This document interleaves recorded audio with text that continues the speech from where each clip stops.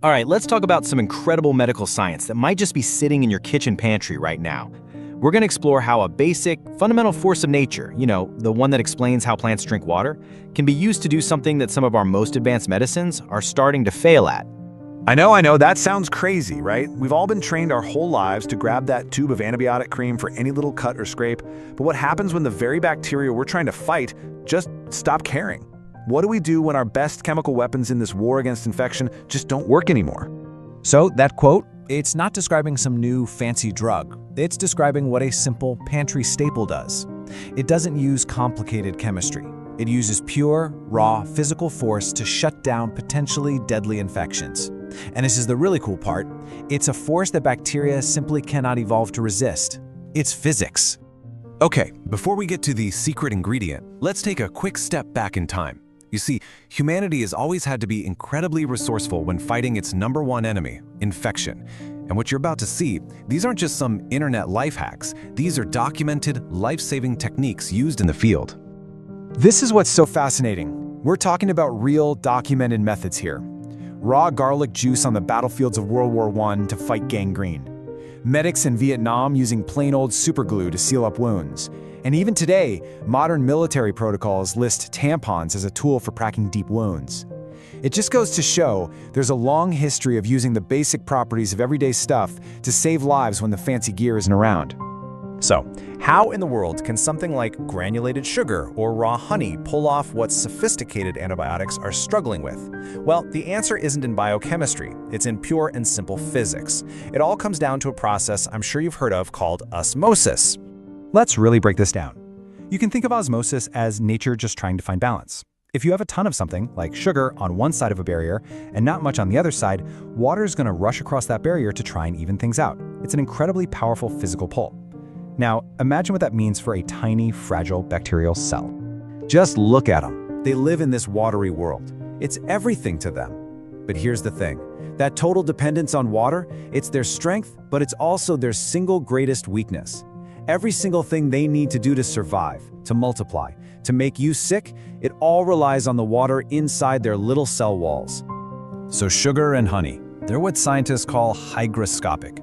That's really just a fancy way of saying they are incredibly thirsty for water. So when you pack them into a wound, you're basically creating a microscopic desert, an environment so profoundly dry, it is completely hostile to life.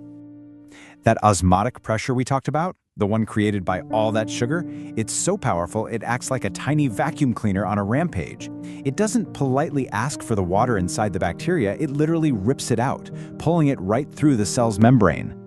And this is the beautiful result of pure physics. Without that internal water keeping it rigid, the bacterial cell just can't hold its shape. It implodes. The cell wall ruptures and poof, the bacterium is physically obliterated. And this right here is the absolute crucial point. It's the difference between chemical and physical warfare.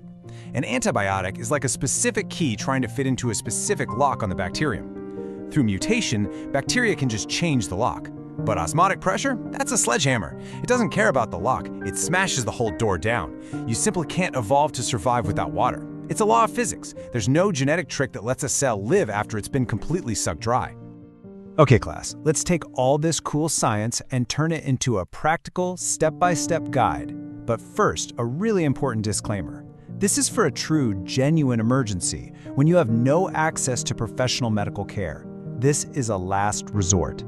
The protocol itself is incredibly simple. Step 1, you've got to stop the bleeding. Use direct pressure. Step 2, once it's clean, don't just sprinkle a little sugar on top. You have to pack the wound. Get that sugar or honey deep in there to make contact with everything. Step 3, cover it up tightly with a sterile dressing. And it turns out a standard feminine pad works great because it's sterile and super absorbent. And step 4, you have to do this every single day. Clean it out and repack it to keep that intense, dry environment going. And this all brings us to what I think is the most important lesson here, a principle that goes way beyond just first aid. See, it's not about buying the fanciest, most expensive tactical first aid kit. It's about understanding the basic principles of physics and biology. It's about knowing why something works. Because when you know the why, you can improvise and adapt with whatever you have on hand. A $4 bag of sugar. That's it. It uses a fundamental law of physics to do serious medical work. a benefit you will never ever see advertised on the packaging. The power was right there on the shelf the whole time, just waiting for a little bit of knowledge to unlock it. And that is why this all matters so much. Understanding the why behind things is the most powerful tool you will ever own. It turns your kitchen pantry from just a place with food into a potential pharmacy, a physics lab. So the real question isn't just what's in your first aid kit, but what knowledge is in your head?